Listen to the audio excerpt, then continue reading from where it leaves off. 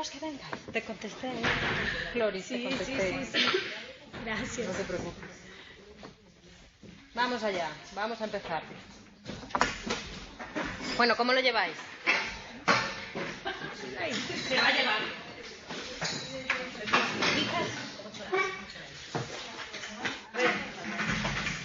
Vamos a hacer un resumen. Bueno, espero que Twitch me escuche bien. Si no, que nos avise, ¿vale? Vamos a hacer un resumen de lo que vimos la semana pasada, porque Twitch no se pudo conectar porque era satélite. Entonces vamos a darles ahí un pequeño resumen de lo que vimos. ¿Quién se acuerda de lo que vimos?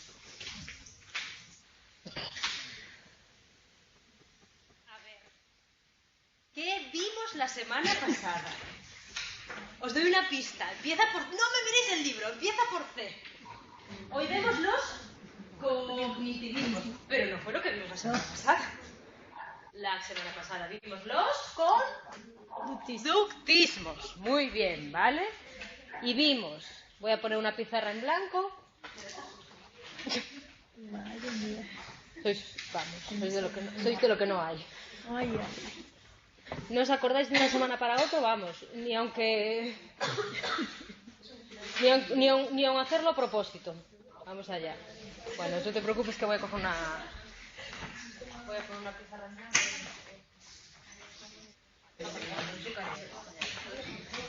A ver, vimos los conductismos, ¿vale? ¿Cuántas etapas vimos en los conductismos? Venga, va, así, a show. La primera que se os ocurra. 1, 2, 3, 24. 2, ¿no? 2, ¿vale? Vimos una primera etapa, muy bien.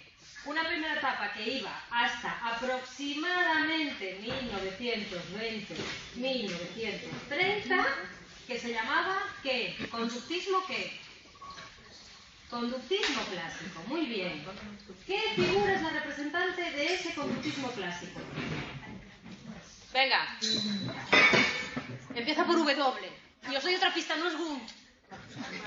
Watson, muy bien. Este es el que inició lo que se llama, o lo que se llamó el movimiento conductista, ¿vale? El que definió cómo debería ser un psicólogo que se considerase conductista, ¿vale?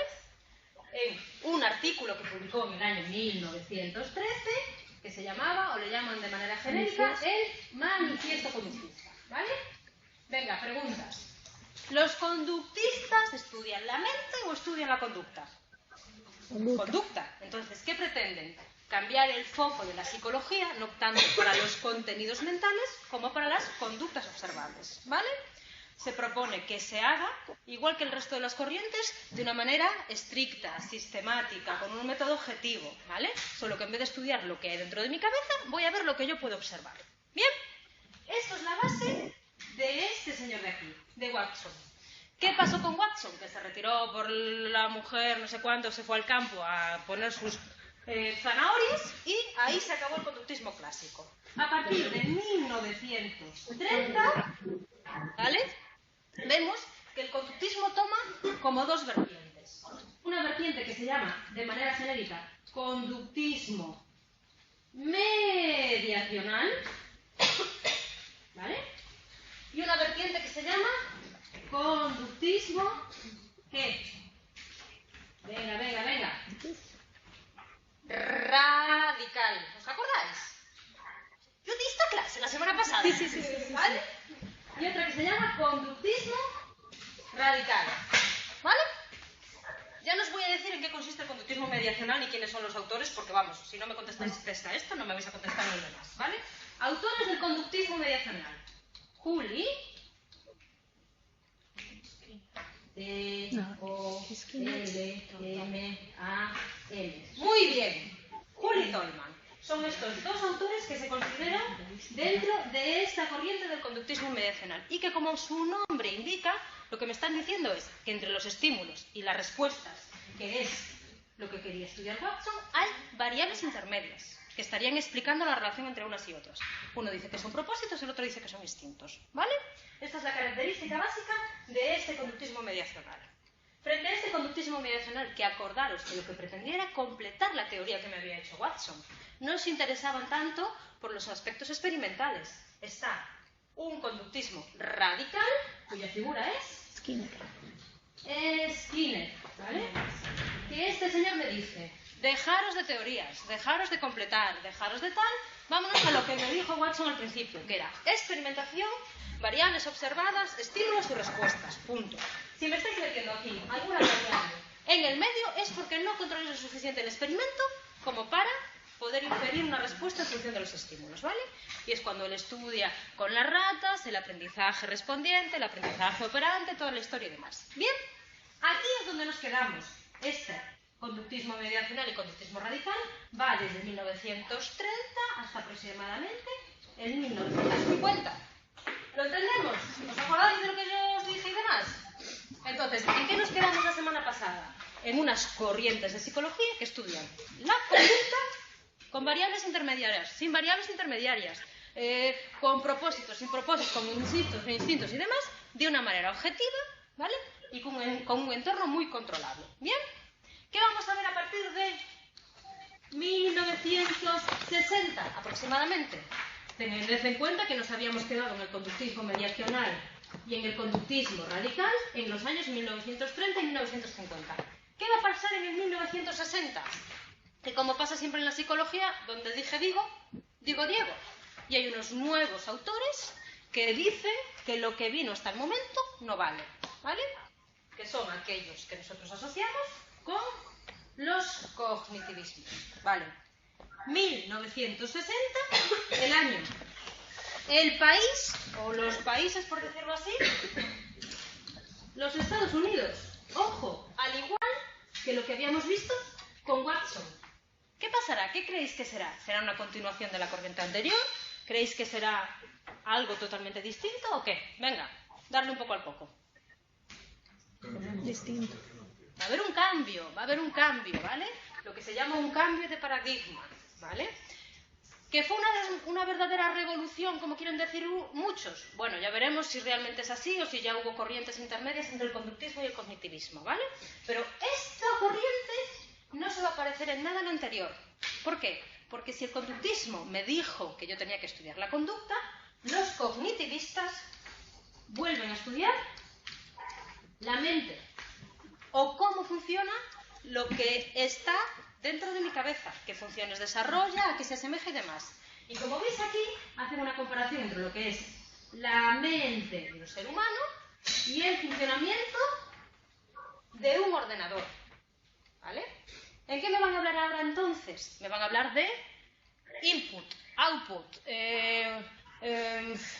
bits, ¿vale? Van a utilizar un lenguaje tecnológico, ¿vale? Para explicar un proceso psicológico. ¿Lo entendemos? ¿Por qué? ¿Por qué utilizan un lenguaje tecnológico para explicar un proceso psicológico? Porque a partir de 1960 y en los Estados Unidos se produce una revolución tecnológica. Tened en cuenta que a partir de la Segunda Guerra Mundial se empiezan a utilizar radares, se empiezan a utilizar sonars, empieza a haber la construcción de los primeros ordenadores. ¿Todo eso qué hace? Que de repente haya lenguaje que no se venía utilizando hasta ahora, que se empieza a utilizar. Se hablan de componentes, se habla de hardware, se habla de software. Pues ese mismo lenguaje que se está utilizando para la tecnología, ¿vale? Se empieza a aplicar a la psicología, ¿vale? Se cambia de paradigma. Paso de estudiar la conducta a estudiar la mente, pero desde una nueva perspectiva, desde la perspectiva que se llama del procesamiento de la información. ¿Y qué voy a utilizar? Voy a utilizar el mismo lenguaje para descubrir cómo funciona un ordenador, ¿ah? Cómo funciona la mente humana. ¿Lo entendemos? ¿Nos situamos más o menos? ¿Sí? Vale. Esto, gracias a qué sucede, no solo a los avances que se dan tras la Segunda Guerra Mundial y demás. ¿Sucede por qué? Porque se empieza a hablar de máquinas, ¿vale? De cómo funcionan esas máquinas, de cómo funciona o cómo esas máquinas transforman la información que yo les doy y sacan un output. Se empieza a preguntarse la gente si las máquinas son inteligentes o no, o si las máquinas piensan como los humanos. Hay una corriente en la psicología experimental británica que también supone un avance, ¿vale? Y hay un cambio que se produce a partir del año 1930 que habíamos visto, ¿vale? Con el conductismo mediacional. Todo esto como antecedentes provoca que a partir de los 1960 empiece a surgir el cognitivismo o la psicología cognitiva, ¿vale? ¿Qué tenemos en las universidades? Tenemos que se empiezan a hablar de bits. Estos dos señores de aquí, ¿vale?, nos empiezan a decir que según el paradigma de procesamiento de la información, nosotros manejamos bits. ¿Qué son los bits?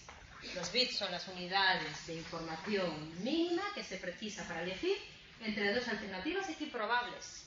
Este bit que utilizan los ordenadores, el lenguaje binario este de los unos y ceros, para saber cómo tienen que funcionar, estos señores me dicen que lo utilizan también los humanos para tomar sus decisiones. ¿Vale?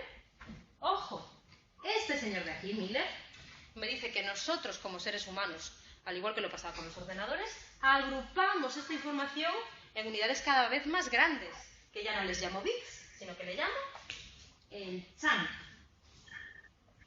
¿Vale? Esta misma aplicación que yo tengo, ¿vale?, en los ordenadores, en el funcionamiento de los ordenadores, estos señores me dicen que pasa lo mismo con los humanos, ¿vale? Y me empiezan a hablar de que si yo proceso bits, de que si yo proceso chunks, si el ser humano hace una cosa o si el ser humano hace la otra, ¿vale? Ojo, empiezan a pensar que el funcionamiento del ser humano y el funcionamiento de mi sistema nervioso central es el parecido al de un instrumento de retroalimentación, como el que pueden ser, por ejemplo, el que utilizan las calefacciones, y que nosotros respondemos de manera mecánica a los cambios que hay en nuestro entorno, ¿vale? ¿Qué pasa cuando yo programo el termostato de mi calefacción? Que yo le marco una temperatura ideal, por ejemplo, 20 grados, y oscilaciones tanto por mayor como por defecto, hay un sensor que las detecta, ¿vale?, y pone en marcha un mecanismo de manera automática. Cuando me paso de los 20 grados se apaga la caldera, cuando bajo de los 20 grados se enciende la caldera. Bueno, muy bien, pues ya se empieza a hablar que nuestro sistema nervioso funciona de esa manera, que tiene un dispositivo basado en la retroalimentación, ¿vale?, y que está regulado por un intercambio de información con el entorno y se activa o desactiva en función de las consecuencias de esa activación. ¿Qué me están diciendo aquí? Que mi respuesta ante el medio ambiente es más o menos automática o mecánica, que simplemente detecto oscilaciones desde un punto que yo considero ideal, y mi sistema nervioso se pone en marcha en función de los cambios que se produzcan. ¿Lo entendemos? ¿Qué antecedentes hay? Empieza a preguntarse si las máquinas son inteligentes o no, si hay una inteligencia artificial. Todo esto gracias a este señor de aquí, que es Turing. ¿Sabéis quién es Turing? Hubo una película hace poco sobre él y demás. Vale. Pues Turing, ese es el primero que se pregunta si las máquinas pueden simular el comportamiento humano, y propone un experimento muy sencillo que para él determina si las máquinas son inteligentes o no. Y me dice, si tú estás en un lado de la pared, de manera aislada, y tienes al otro lado de la pared a un computador y a una persona, y a ti te permiten hacerle preguntas de todo tipo, si no tienes contacto directo sensorial que te permita distinguir si lo que hay en el otro lado es una persona o es una computadora, y mediante esas preguntas tú no sabes distinguir si lo que te está dando la respuesta es una computadora o no, esa computadora es inteligente. ¿Lo entendéis? El experimento de Turing. En este experimento, él se basaba para responder a la pregunta de si un ser humano puede averiguar si su interlocutor es una persona o una máquina, o si una máquina puede llegar a ser inteligente como es inteligente un ser humano. ¿Sí? ¿Sí? Vale, ojo. Esta es la prueba de Turing que dice él, o que utiliza él, para determinar si las máquinas son inteligentes. Pero para esta prueba hay críticas, ¿vale? Hay críticas que me están diciendo, yo basándome en la prueba de Turing, no soy capaz de inferir, ¿vale?, si las máquinas son inteligentes o no. Eso lo puso en entredicho este señor de aquí, John Searle, ¿vale?, con sus experimentos de que él llama la habitación china. De estos va a ir la lectura de este tema, ¿vale? Y me dice, oye, yo no puedo inferir si una máquina es inteligente o no, en función de los experimentos de Turing. ¿Por qué? Imaginaros que a nosotros nos encierran aquí en esta habitación, cierran la puerta, ¿vale? Y nos dan un libro de instrucciones de pictogramas chinos. Y nos dicen, cuando veáis el pictograma y nos ponen igual a este, ¿vale? Simplemente como una correlación. Ante este pictograma, con este, ante este pictograma y tal. Las instrucciones están en nuestro idioma, ¿vale? De tal manera que no entendemos chino, pero sabemos que cuando recibimos un input, tenemos que emitir una determinada respuesta, ¿vale? Un pictograma distinto.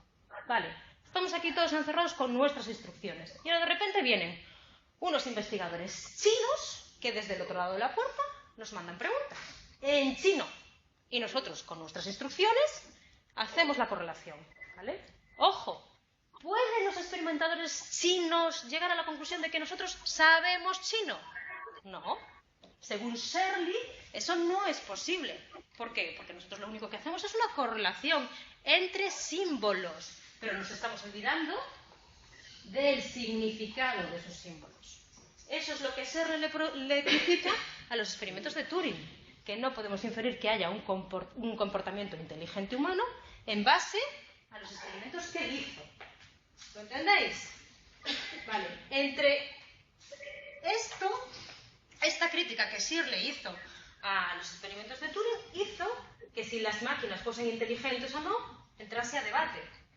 Si realmente pueden simular la inteligencia humana o si realmente piensan como los humanos. Eso hace que se empiece a debatir sobre si existe una inteligencia artificial que consideramos como fuerte o una inteligencia artificial que consideramos como débil, ¿vale?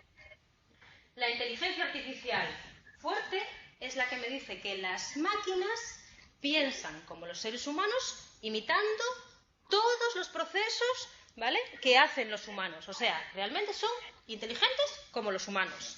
Y la inteligencia artificial de tipo débil, que es la propia de la psicología cognitiva, me está diciendo que las máquinas solo simulan la inteligencia humana. No son capaces de hacerla igual. ¿Lo entendéis? De ahí se derivan dos corrientes. Pin, pin, pin. ¿Vale? Entendida desde el punto de vista débil, la analogía del ordenador no afirmaría que la mente humana es un programa informático, sino que los programas informáticos simulan el funcionamiento de la mente, ¿vale? La simulación del pensamiento humano realizada por algunas máquinas es solo eso, simulación, no es un auténtico pensamiento. Esta es la corriente que va a seguir la psicología cognitiva. Sin embargo, los partidarios de una inteligencia artificial de tipo fuerte, ¿vale?, me están diciendo que no hay diferencia entre la mente y un programa informático, ¿vale?, que realizamos las funciones de la misma manera. Lo único que cambia es el sustrato orgánico en el que yo implemento un determinado programa. Lo único que cambia es el hardware, el soporte físico. Mientras que el software, los programas, es el mismo para lo que son los seres humanos que las máquinas. ¿Lo entendemos? ¿Vale? ¿Qué estaban haciendo los británicos en ese momento también? Que fomentó que se empezase a hablar de teoría de la información, de no sé cuánto, de inteligencia artificial y de psicología cognitiva.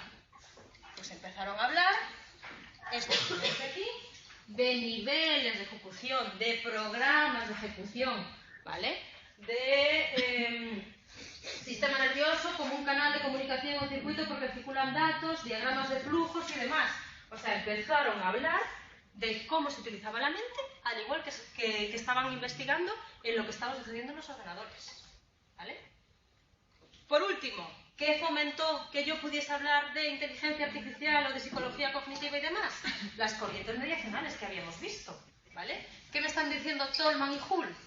Que entre el estímulo y la respuesta hay algo aquí en el medio, ¿vale? Eso ya puso en camino a la gente, ¿vale?, para que dejase el paradigma conductista y empezase a hablar del paradigma del procesamiento de la información, de la psicología cognitiva y demás. Hull, Tolman y el resto de psicólogos mediacionales.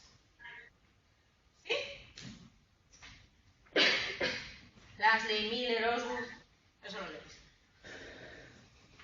Bien, estos son como antecedentes que hicieron que yo cambiase de hablar de conducta a hablar de cognición, a hablar de psicología cognitiva, pero que te están diciendo que lo que es revolución cognitiva, no es tan así, sino que simplemente había como pasos intermedios que me hicieron pasar del conductismo al cognitivista. ¿Bien? ¿Lo entendemos? ¿Ves cómo es muy sencillo? ¿Vale? ¿Qué antecedentes vimos? Es que si no me voy a ir aquí a menos 20. Voy a repetiros el mismo rollo otra vez. ¿Qué antecedentes vimos? Vimos el avance de la tecnología. ¿Vale? Vimos como de repente hablo de hardware, hablo de software. ¿Vale? El hardware es el sustrato físico en el que yo implemento un programa, que es el software. ¿Vale? Entonces, entre la diferencia entre seres humanos y máquinas, hay personas que me están diciendo que seres humanos y máquinas funcionan de la misma manera, exactamente igual, y los dos son inteligentes, que son los partidarios de la psicología cognitiva, que se dice fuerte, y personas que me están diciendo que una máquina no puede pensar como un ser humano, sino que simplemente imita lo que cómo el ser humano piensa, que son los partidarios de la psicología cognitiva, que se llama débil, ¿vale? Que son los que veremos ahora. Todo esto se empieza a hablar, ¿por qué? Porque lo que la gente se pregunta a partir de 1960 es, yo tengo un avance científico, que son los ordenadores. Esos ordenadores estoy viendo que están haciendo muchas funciones que hasta el momento solo podían hacer los humanos. Hay inteligencia artificial. O sea, estas máquinas que yo estoy empezando a utilizar para mi trabajo, para la guerra, para lo que sea, ¿vale? ¿Solo están imitando el comportamiento humano o están pensando como ellos? ¿Qué fue lo que hizo ¿qué fue el primer experimento que hizo que pensasen de esa manera? Turing.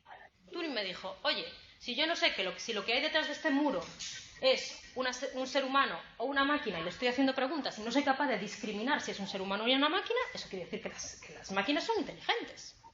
¿Quién vino a contradecir lo que me está diciendo Turing? Searle, que decía, oye, mira, tú no te puedes basar en eso, porque de la misma manera que yo no me puedo decir que los que están en el otro lado de la máquina saben chino o no saben chino, ¿por qué? Basado simplemente en una correlación de símbolos. Hay algo más que está detrás, que es el significado, ¿vale? Estos son los antecedentes que me hacen llegar a hablar en temas cognitivos. Entonces, lo que hay en la psicología cognitiva simplemente es un cambio de paradigma. Paso de estudiar la mente, paso de estudiar la conducta a estudiar la mente desde un nuevo enfoque, desde el enfoque que se llama de procesamiento de la información. ¿Vale? ¿Cuál será ese enfoque del procesamiento de la información? Vosotros tratar de hablar como si fueseis un ordenador. Yo recibo un input, que puede ser una señal del ratón, un escáner, lo que sea, y lo que hago con ese input es transformarlo en función de una serie de algoritmos o reglas lógicas. Pues eso es lo que vamos a ver ahora, solo que aplicado a la mente del individuo. ¿En qué se caracterizan los psicólogos cognitivos? De esta manera. La psicología sigue siendo una ciencia. Eso no cambia, ¿vale?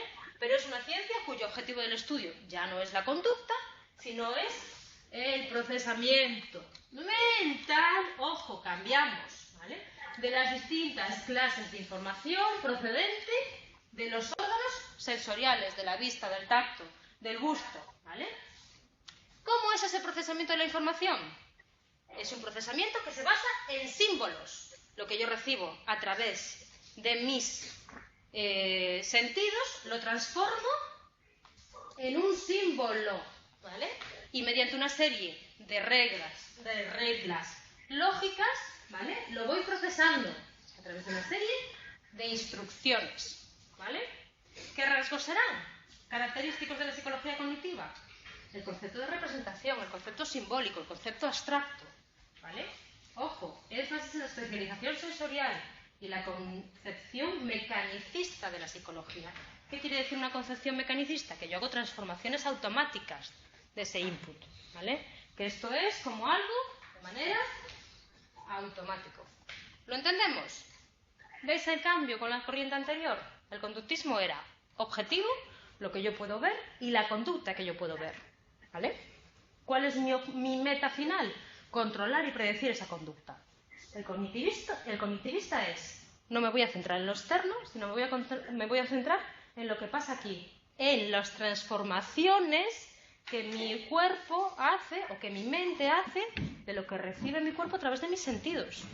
Lo que recibo de mi alrededor lo transformo en un símbolo. Y ese símbolo, ¿vale?, lo voy procesando según una serie de reglas. ¿Bien? ¿Sí? ¿Lo entendemos? ¿No lo entendemos? Vale. Primer rasgo. La representación. El pasar lo que yo recibo a través de mis símbolos, a través de mis sentidos, a un símbolo. La transducción. El input sensorial se transforma en algo simbólico. Input sensorial que yo recibo, que a través de mis ojos, a través de mis oídos y demás, ¿vale? Ese input que voy transformando, ¿vale?,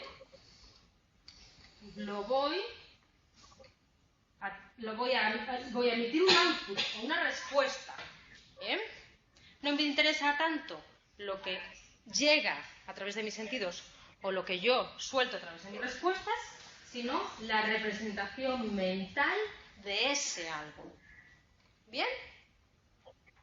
¿Sí? Esos inputs yo los recibo a través de mis modalidades sensoriales, ¿vale?, que aquí les llama módulos cognitivos. La vista, el oído y el tacto son los sistemas a través de los cuales los datos entran en la mente para ser procesados. Entonces, mis sentidos en el lenguaje cognitivo pasan a ser módulos cognitivos. ¿Sí? Que realizan una transformación automática del input en un símbolo, en una representación. Esos módulos cognitivos que realizan esa transformación automática están dirigidos o están controlados por un sistema de procesamiento central, lo que es parecido a una CPU de un ordenador, ¿vale? ¿Sí? Imaginaos el funcionamiento de un ordenador. Yo tengo ahí conectado en ese ordenador un escáner y tengo a lo mejor conectado también pues una impresora y tengo conectado otra vez aquí, mira, todo esto lo que vemos aquí alrededor, ¿vale? Una pantalla. Los distintos módulos cognitivos son los componentes, ¿vale? La manera de acceder a la información a ese ordenador. Yo voy tecleando en el teclado, yo voy moviendo el ratón, ¿vale? Yo voy a lo mejor escaneando una imagen. Esas son mis modalidades sensoriales. Eso es lo que vi antes, ¿vale? Los módulos cognitivos. ¿Qué es lo que hacen esos componentes? Transformar lo que el ordenador recibe a través de sus periféricos en un símbolo, en una representación. En el ordenador se llaman lenguajes binarios, unos y ceros. ¿Bien? Vale, yo toda esa información se la estoy pasando a una CPU, que es la que me controla todos mis módulos cognitivos, todos mis sistemas sensoriales. Esa doble escala de módulos cognitivos y de CPU hace que haya funciones básicas inferiores, ¿vale?, que obedecen a las leyes mecánicas, y algo superior, ¿vale?, que hace, que dirige a los demás. Un sistema de procesamiento central. ¿Lo entendemos? ¿Sí? ¿Dudas? ¿Sigo? Me deis hasta miedo, ¿vale? Por último, ojo, eso de que yo haga las cosas de manera automática implica un cierto mecanicismo, una cierta automatización, ¿vale? Esto se llama mecanicismo, le llaman abstracto, ¿vale? Ya que no se basa en realidades físicas, sino que se basa en símbolos, ¿vale? Hace una transformación automática de símbolos o de representaciones mentales. ¿Bien? ¿Sí? Bueno, pues seguimos. ¿Qué pasará después de esta primera corriente de psicología cognitiva, o de lo que consideramos básico en psicología cognitiva, que es lo que vimos hasta el momento? La utilización del símbolo, ¿vale? La representación mental de ese símbolo. Eso es lo que define la psicología cognitiva. ¿Cómo accedo, cómo llego yo a ese símbolo? A través de los módulos mentales, que es la manera en la que quiero la información de alrededor de entrar en mi mente, ¿vale? Eso hace que haya un procesamiento o una parte más automática y por parte de la CPU un procesamiento superior. ¿Qué va a pasar después de esto? Que del cognitivismo voy a pasar al conexionismo. ¿Qué es lo que he visto hasta el momento? Que yo meto un input y ese input se transforma y esa transformación va a ir a tal. ¿Sabes? Estoy viendo como que hay una especie de procesamiento secuencial de la información. ¿Lo veis? ¿Qué me va a decir el conexionismo? Ese procesamiento de la información no es tan secuencial, sino que es en forma de patrones de activación. El conexionismo va a poner en marcha o va a poner en relación lo que yo estoy estudiando en los ordenadores con lo que es la anatomía de mi sistema nervioso. ¿Vale? ¿Qué es lo que yo estoy estudiando en mi sistema nervioso? ¿O qué es lo que estaba estudiando hasta el momento? Como una neurona, ¿vale?, le da una señal a las que rodean. Pues el conexionismo me dice, oye, mira, me parece muy bien todo lo que me ha dicho hasta ahora la psicología cognitiva, eso de transformar los inputs, eso de las representaciones y demás, pero eso no casa con lo que yo estoy descubriendo en la anatomía, que es que una neurona se conecta con las que tiene alrededor. Entonces voy a hacer como un híbrido. Voy a recoger lo que me está diciendo la psicología cognitiva de la transformación de los inputs, del símbolo, de la aplicación de las leyes lógicas, pero a la anatomía de mi sistema nervioso. ¿Cómo funciona mi anatomía del sistema nervioso? Como patrones de activación distribuidas por una red de unidades de procesamiento de información interconectadas. O sea, por patrones de activación neuronal. De tal manera que lo que es el cognitivismo que me decía que yo recibo un input, lo transformo en una representación, lo transformo en una representación, lo transformo en una representación, aquí las representaciones son, ¿vale?, por decirlo así, 3 o 5 neuronas interconectadas entre sí. ¿Lo entendemos? ¿Sí o no? Sí. ¿Sigo o no sigo? Porque me dais un miedo, ¿vale?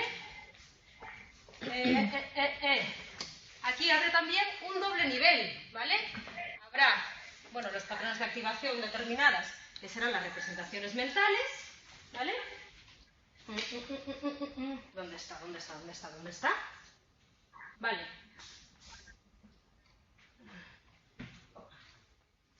Nada, no lo puse. No pasa nada, vale, da igual, ¿vale? Y será esos patrones, ¿vale?, la manera que tendrá el cerebro de funcionar con esas representaciones. ¿Sí? Por último, desarrollo posterior de la psicología cognitiva. La psicología evolucionista, que me está diciendo que nuestra arquitectura psicológica es una propiedad de nuestro sistema nervioso y cuál es el resultado de nuestro genotipo, que eso es el resultado de millones de años de evolución biológica. ¿Vale? Y que me vuelve a hablar de nuestra querida selección natural. ¿Sí? Pues con esto nos hemos quitado el cognitivismo. Con esto, ¿vale?, se acabó nuestro tema 12. Vosotros lo que tenéis que leer es esta lectura de aquí, la habitación china. ¿Entendimos o no entendimos? ¿Repito o no repito? ¿Repaso o no repaso? A ver, ¿quién me sabe decir lo que vimos hoy? Y esta vez no espero a la semana que viene. Venga. Venga. Vamos, hombre, que me quedan 20 minutos y a mí me pagan por estar aquí. A ver, venga. Los cognitivismos, muy bien. Vale. A ver, para empezar, ¿dónde nos estamos moviendo? Nos estamos moviendo en una corriente europea o una corriente americana. Americana. Una corriente americana, ¿vale? Entonces, si es una corriente típicamente americana, quiere decir que la corriente americana anterior se entiende terminada, ¿vale? Que es el conductismo. Bien, perfecto. ¿De qué años más o menos nos estamos moviendo? 1900. 50, 60. Vale, 50, 60 y demás. ¿Qué pasa en América en 1950 y 1960? Que hay una revolución, ¿vale?, de la informática, de los ordenadores, del procesamiento de la información, de la tecnología, ¿vale? ¿Yo qué voy a hacer como psicólogo? Coger lo que les estaba funcionando a otras disciplinas y aplicarlo a mi objeto de estudio, ¿vale? ¿Cuál va a ser mi objeto de estudio? ¿La conducta o la mente? La mente. La mente y lo que esa mente puede realizar. Y voy a seguir la analogía del funcionamiento de la mente con el funcionamiento de un ordenador, ¿vale? ¿Qué pasa en un ordenador? El ordenador transforma la información que recibe, ¿vale?, en forma de bits. Unidad mínima para escoger entre dos opciones, ¿vale? ¿Qué es lo que estoy viendo yo en otras disciplinas? Que Transforman la información según una serie de leyes lógicas y emiten una respuesta. O eso es lo que me está haciendo a mí el ordenador. Pues ¿qué voy a hacer yo? Decir que la mente humana funciona de la misma manera que están funcionando los ordenadores, que los radares que están inventando, que los sonars y que demás. Si mente humana y ordenadores pueden funcionar de la misma manera, eso quiere decir que los ordenadores son inteligentes como somos los humanos. Eso es lo que se pregunta. ¿Quién? Turing. ¿Vale? Y hace un experimento muy básico y muy sencillo para determinar si las máquinas son inteligentes. ¿Bien? De repente llega otro tío que le dice a Turing, por aquí que te vi, ¿vale? Las máquinas no son inteligentes según tu experimento, ¿vale? ¿Por qué? Porque no podemos determinar si una máquina es inteligente o no en función de eso. ¿Quién es? Sergi, que es el que hace el experimento de la habitación china. Pero la pregunta ya está en el aire. O sea, ya está la pregunta en el aire de si las máquinas piensan, si imitan el comportamiento de los humanos, si los simulan y demás, o si realmente son inteligentes. ¿Vale? Eso es lo que hace que me discrimine como dos corrientes. Una psicología cognitiva que yo entiendo fuerte y una psicología cognitiva que yo entiendo como débil. La psicología cognitiva fuerte me está diciendo que máquinas y humanos piensan de la misma manera y que la única diferencia que hay es el hardware o el soporte físico, ¿vale? En las máquinas, en los ordenadores, son los silicios, los componentes, no sé qué sustancia química es, ¿vale? Pero en los seres humanos, ese soporte físico son las neuronas. Pero el software o los programas es el mismo, solo que implementado en un soporte físico distinto. Esa es la psicología cognitiva fuerte, ¿vale? ¿Cuál será la corriente de la psicología cognitiva débil? La nuestra, aquella que me dice que las máquinas solo pueden simular, ¿vale?, el comportamiento humano o la inteligencia humana. ¿Bien? Vale. Esos son los antecedentes que me hicieron llegar a lo que es definir la psicología cognitiva. Ayudó la revolución de las máquinas y ayudó que haya ciertas conductas, o sea, ciertos corrientes conductistas, que es el conductismo mediacional, que ya estaban empezando a decir que entre estímulos y respuestas había algo en el medio, que era el organismo, ¿vale? A partir de ahí llegamos a lo que es la definición propia y dura de psicología cognitiva, que es una ciencia objetiva que lo que está haciendo es estudiar cómo la mente humana transforma la información en un paradigma que se llama de procesamiento de la información. ¿Y qué me dice? Que la mente humana procesa el input o la información que recibe a través de sus sentidos, que son los módulos cognitivos. ¿Bien? Esos módulos cognitivos realizan un procesamiento de la información mecánico o automático y tiene que haber un sistema central que los controle, que es la CPU. ¿Bien? Estoy hablando de módulos cognitivos, estoy hablando de transformación. Entonces, ¿a qué le estoy dando yo mucha importancia? A la representación de esa información, a los símbolos, ¿vale? Esos son los tres rasgos que me definen la psicología cognitiva. Mecanicista o automática en cuanto a la información que reciben a través de los distintos inputs, los módulos cognitivos y la importancia que le dan al símbolo, a la representación de esa información, ¿vale? Bien, corriente de psicología cognitiva. Perfecto.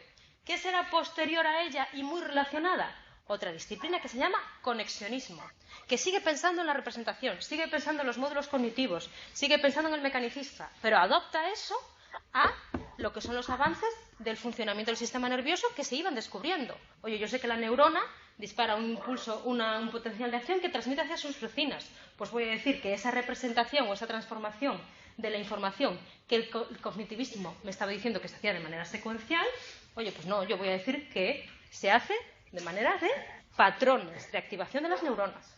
Y eso es el conexionismo. ¿Bien? Perfecto. Entonces no tendréis problemas en responderme a una serie de preguntas, ¿vale? De acuerdo con la idea de paradigma del filósofo historiador de la ciencia Thomas Kuhn, esto os aparece al principio en los apuntes en la introducción, por eso no os lo metí, el surgimiento de la psicología cognitiva en la década de los 60 ha sido interpretado por algunos autores como ¿qué? Un cambio de paradigma en psicología, una revolución científica o ambas respuestas son correctas. Sí, ambas. Sí. Yo tengo mis dudas, ¿vale? Yo os la pongo para que vosotros penséis un poco tal. Yo diría que la correcta... Espera. Diría la A. Sí. ¿Dónde está? No. Yo diría que la correcta es la A. Ojo, voy a poner aquí alto para que lo sepan. Interpretación personales, ¿vale? Porque algunos consideran una Justo, revolución. es mi interpretación personal y que esto quede claro, ¿vale? Yo creo que la respuesta correcta es la A. ¿Por qué? Porque muchos no ven una determinada revolución entre lo que es el conductismo y lo que es el cognitivismo. Otros dicen que sí. De esta opción hay debate. Hay debate de que si la gente piensa que el cognitivismo supuso una verdadera ruptura con la corriente anterior, y hay gente que dice que lo único que pasa es que hubo un cambio de paradigma, un cambio de foco. En vez de estudiar la conducta, yo voy a estudiar la mente, ¿vale? Pero os la dejo en el aire para que vosotros lo interpretéis, ¿vale? Segunda opción. ¿Cuáles son los siguientes desarrollos científicos y técnicos que confluyeron en la psicología cognitiva contemporánea?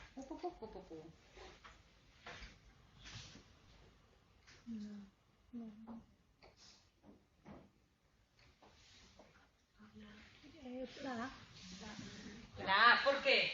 No hace bueno, tenéis que leer todas las opciones. Sí. ¿Vale? El conductismo watsoniano no supuso, ¿vale?, un desarrollo que ayudase a la psicología contemporánea. ¿Por qué? Porque Watson solo hablaba de estímulos y respuestas. El conductismo mediacional sí que supuso un caldo de cultivo para que se fijesen los cognitivistas, ¿vale? ¿Por qué? Porque les daba la opción a un organismo, a una variable interviniente en el medio, ¿vale? Venga, que ya estáis ahí a tope en racha. Entendida como un sentido débil, la analogía o metáfora del ordenador supone que la mente humana, aunque no es exactamente un programa informático, puede ser simulada por un programa de ordenador, de modo que la programación informática es un buen recurso para papapá. B. Es un mero sistema de cómputo como el solucionador de problemas de Simon y Newell, solo que implementado en un soporte orgánico. C. No es sustancialmente diferente de un programa informático, puesto que no es más que un sistema de cómputo. Rapaces, ¿lo entendéis por qué? ¿Sí? Vale, estamos hablando aquí la mente humana, ¿vale? Venga, desde un punto de vista metodológico, la psicología cognitiva se abrió paso de la mano ¿de qué?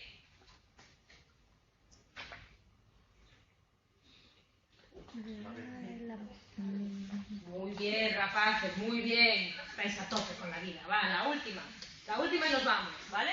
¿Cuál de los siguientes psicólogos, sin ser un psicólogo cognitivo propiamente dicho, influyó directamente en la psicología cognitiva con sus experimentos de laboratorio sobre la percepción y memoria realizados en la Universidad de Cambridge desde los años 20 del siglo pasado? No te preocupes, eso es porque lo tenéis que chapar en casa, ¿vale? No os preocupéis, no, es este señor de aquí. Yo creo que es este señor de aquí. ¿Por qué? Porque es el que dirigió el laboratorio de psicología de Cambridge desde los años 20. Bradley está bien, pero Bradley se incorporó posteriormente, ¿eh? No es desde los años 20. Por eso yo creo que está eso. Pero eso leeroslo bien en los apuntes, que está bien explicado ahí, ¿vale? Y con esto terminamos nuestro querido tema 11. Y solo nos queda un tema: los constructivismos. Terminamos el temario y empezamos con los comentarios de texto, ¿vale? María, una pregunta de este tema. ¿Qué son los nodos? Los módulos. Nodos. Nodos son como estaciones de paso, ¿vale? Si yo estoy haciendo una transformación de la información, las vías es como el suma de las neuronas. Vale. Como la estación que procesa esa información, ¿vale? Sí. Venga, chicos, tapad.